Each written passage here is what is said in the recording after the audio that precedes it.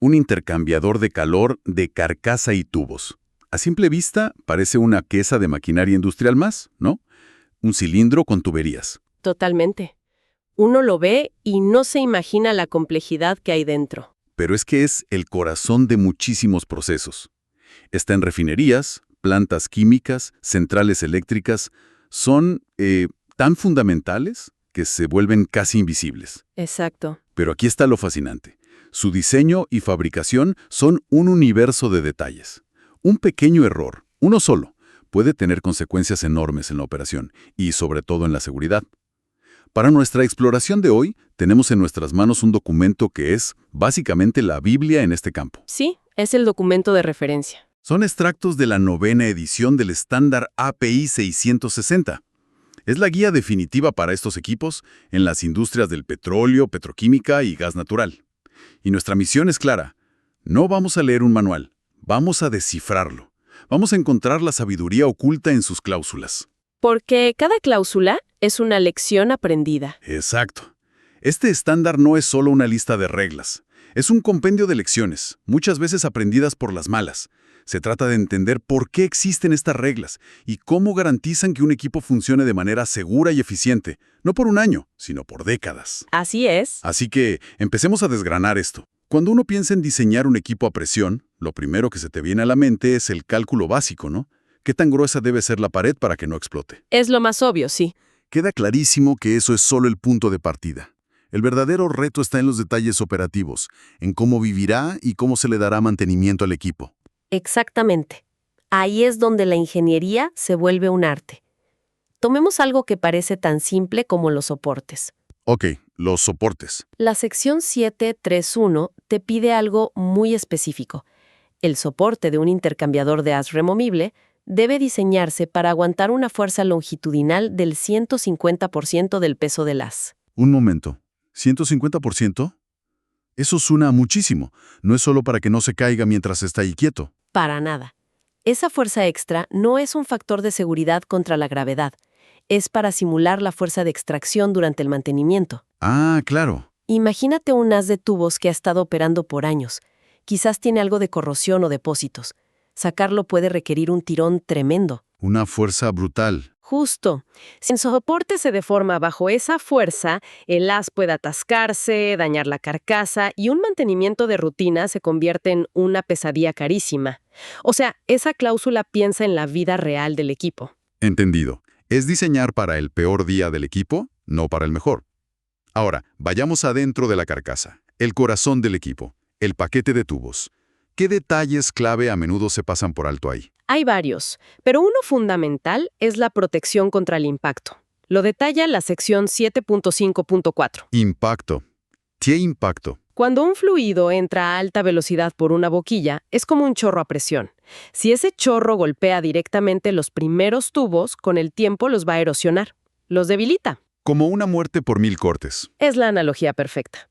Y claro, la norma tiene una solución para eso. Me imagino que sí. Te obliga a instalar una placa de impacto o varillas deflectoras.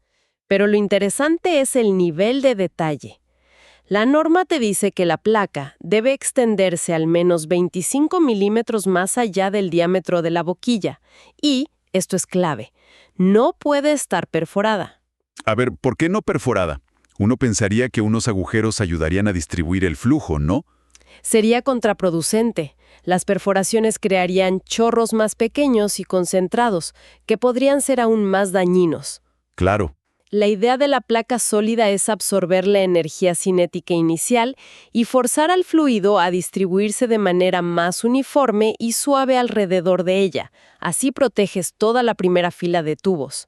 Es una pieza de acero de sacrificio, básicamente. Exactamente. Sacrificas una pieza barata para proteger componentes mucho más críticos y difíciles de reemplazar. Fascinante. Y luego está la unión entre esos tubos y la placa que los sostiene, la tube sheet. Esa es probablemente la barrera más importante entre los dos fluidos. Es la junta más crítica de todo el equipo. Si falla, tenemos una contaminación cruzada. ¿Y qué dice la norma al respecto? La sección 7.5.7.1 establece que la unión por defecto es por expansión mecánica, con al menos 2 ranuras en el agujero de la placa. ¿Expansión mecánica? Sí, piensa en ello como expandir un anclaje en una pared. El tubo se deforma y se clava en las ranuras, creando un sello por pura presión. Pero a veces eso no es suficiente, ¿cierto? He leído que el estándar habla de uniones soldadas. Correcto. Para servicios más críticos se pasa a una unión soldada. Y aquí hay una distinción clave. Una soldadura de sello, o seal welded, y una soldadura de resistencia, o strength welded. Ok, sello contra resistencia. Una soldadura de sello es, digamos, para asegurar la estanqueidad. La fuerza mecánica la sigue dando la expansión, pero una soldadura de resistencia es diferente. La soldadura misma es la que proporciona la mayor parte de la fuerza estructural para sujetar el tubo. ¿Y cómo decide un ingeniero cuándo necesita esa super soldadura? ¿Es a criterio? Para nada, no es una elección arbitraria. El anexo A da una guía excelente y está ligada directamente al riesgo. Ajá. Te dice que consideres una unión de resistencia en condiciones de alta presión, más de 7000 kilopascales, o en servicio con hidrógeno. El hidrógeno es una molécula muy pequeña. Se fuga por todas partes. Exacto. También en tubos de acero inoxidable dúplex, en servicio amargo o cuando hay grandes diferencias de temperatura. Básicamente cuando una fuga no es una simple molestia, sino un evento potencialmente catastrófico. Entiendo. Así que los detalles de diseño interno son cruciales. Pero, ¿qué hay de las conexiones con el resto de la planta? Me imagino que las boquillas son un punto de estrés enorme. Es una observación muy aguda. La tubería que se conecta se calienta, se expande, vibra. ¿Cómo se asegura el estándar de que esa conexión no sea el eslabón más débil? Es que el equipo no existe en el vacío. Y la sección 7.6.9 lo aborda directamente.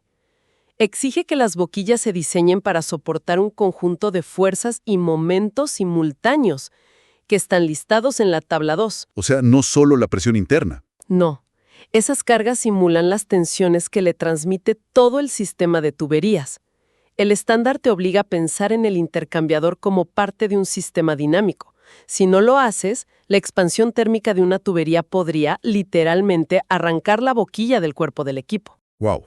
Entonces, todos estos detalles de diseño, soportes, placas, uniones, forman un plano maestro para la fiabilidad. Pero ese plano es inútil si los materiales y la fabricación no son de la calidad adecuada. Exactamente. Un buen diseño en papel no sirve de nada, sobre todo cuando hablamos de ambientes tan agresivos como el servicio amargo. ¿Qué es exactamente el servicio amargo? Suena bastante mal. Y lo es.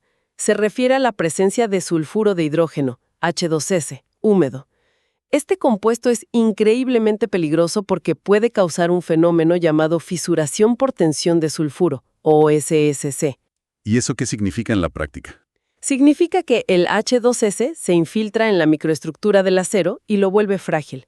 Un material que debería ser dúctil y doblarse, de repente se quiebra como un vidrio bajo tensión. ¡Qué miedo! ¿Y cómo previene el estándar que el material se vuelva quebradizo? Obliga a controlar la receta del acero. Piénsalo como la receta de un pastel. Me gusta la analogía. Si te pasas de un ingrediente, la textura cambia. El estándar exige que el informe de prueba del material incluya elementos residuales como cromo o níquel. Estos se usan para calcular el carbono equivalente. Carbono equivalente. Es un valor. Si es muy alto, significa que el acero es más propenso a endurecerse durante la soldadura, como si lo cocinaras demasiado. Y un acero demasiado duro es frágil y susceptible al SSC. Así que la norma te obliga a verificar la receta exacta del acero antes de empezar a construir. Ok, tenemos el material correcto. Durante la fabricación, la soldadura de esas juntas tubo placa tubular de resistencia que mencionamos debe ser un punto crítico. Absolutamente. La sección 9.5.6 es muy prescriptiva al respecto. Te dice que la soldadura debe hacerse con un proceso GTAW, más conocido como TIG. Que es un proceso muy limpio y controlado. Muy controlado. Y exige un mínimo de 2 pasadas. No es solo una pasada para sellar, es una construcción robusta de la junta. Además, la calificación de ese procedimiento requiere que la ruta de fuga mínima a través de la soldadura no sea inferior a 2/3 del espesor de la pared del tubo. Es una forma muy ingenieril de decir, asegúrate de que hay suficiente metal de soldadura para que no haya fugas. Justo eso. Hay otro detalle de fabricación que me llamó la atención, el tratamiento térmico de las curvas en U. ¿Por qué es tan importante tratar térmicamente un tubo después de doblarlo? Es una excelente pregunta. Cuando doblas un tubo en frío, estás introduciendo una cantidad enorme de tensiones residuales en el metal. Como cuando doblas un clip varias veces, que se pone rígido. Exacto. Esas tensiones hacen que el material sea mucho más susceptible a ciertos tipos de corrosión. Para ciertos materiales, como aceros al carbono en servicio amargo, la sección 9.6 te obliga a realizar un tratamiento térmico después de doblar. Ah, después. Sí, ese horneado controlado alivia esas tensiones. Es como si dejaras que el metal se relajara. Es un paso extra que garantiza que la parte más deformada del tubo no se convierta en su punto más débil. Es increíble el nivel de detalle. Incluso algo que parece tan simple como un empaque, una junta, tiene sus propias reglas. Por supuesto. Leí algo que parece contraintuitivo, que una superficie más rugosa a veces es mejor para sellar. Sí, pero tiene toda la lógica del mundo cuando entiendes la mecánica. La tabla 4 especifica el acabado superficial de las bridas según el tipo de empaque. A ver, Un empaque metálico sólido necesita una superficie casi pulida para un contacto perfecto. Pero un empaque metal plástico en espiral, que es muy común, está diseñado para morder. para morder. Sí, necesita una superficie más rugosa, con ciertas crestas y valles, que le den al material blando del empaque algo a lo que aferrarse cuando aprietas los pernos. Si pones un empaque en espiral en una brida pulida, es más probable que se deslice y fugue. Es elegir la herramienta correcta para el trabajo. Exacto. Bien, entonces nuestro intercambiador ya está diseñado con todos estos detalles y fabricado con los materiales y técnicas correctas. Ahora llega el momento de la verdad, la inspección y las pruebas. Este es el control de calidad final. Y es crucial. El estándar va mucho más allá de la típica prueba hidrostática, donde simplemente llenas el equipo con agua a presión. ¿Qué más se hace? Busca problemas de forma proactiva. Por ejemplo, para las juntas que son soldadas y luego expandidas, la sección 10.2.1 requiere una prueba neumática de las soldaduras antes de la expansión final. Eso es brillante. O sea, buscan la aguja en el pajar antes de que el pajar se compacte. Exactamente, esa es la lógica. Se presuriza el lado de la carcasa con aire a baja presión y se aplica una solución de agua jabonosa en la cara de la placa. Si hay un poro en una soldadura, verás una burbuja. Y repararlo en ese momento es mucho más fácil. Increíblemente más sencillo. Si esperas a detectarlo en la prueba hidrostática final, después de expandir el tubo, la reparación es una cirugía mayor. Es la lección de medir 2 veces, cortar una. ¿Qué otras pruebas son cruciales para asegurar la integridad? No solo la estanqueidad. Las pruebas de dureza de las soldaduras, en la sección 10.1.6. Volvemos al concepto de que un acero demasiado duro es frágil. Cierto, el carbono equivalente. Exacto. La soldadura puede crear microestructuras frágiles. La prueba de dureza es una forma indirecta de verificar esa microestructura.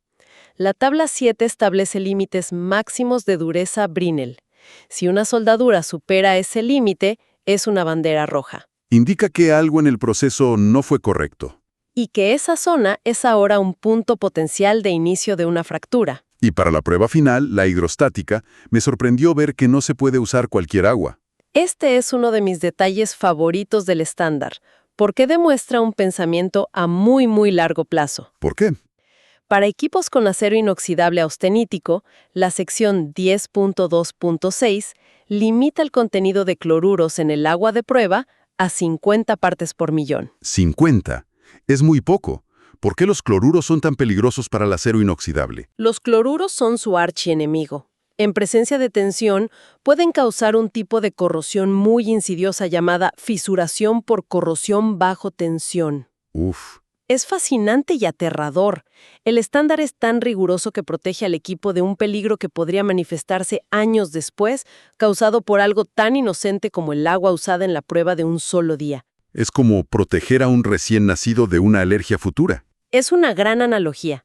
La integridad a largo plazo del equipo se establece incluso antes de que entre en servicio por primera vez. Entonces, repasando todo esto, queda claro que lo que parece un simple conjunto de reglas es en realidad un compendio de sabiduría acumulada. De lecciones aprendidas, definitivamente. Desde cómo soportar el peso del haz durante el mantenimiento, pasando por la microestructura de una soldadura hasta el contenido de cloruros en el agua de prueba.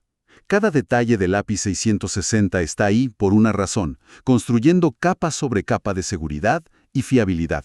Así es. Y para reflexionar, el estándar introduce en la sección 7.8 un concepto avanzado para el diseño de juntas bridadas llamado Joint Component Approach. Sí, un enfoque más integral. Va más allá de los cálculos de código tradicionales.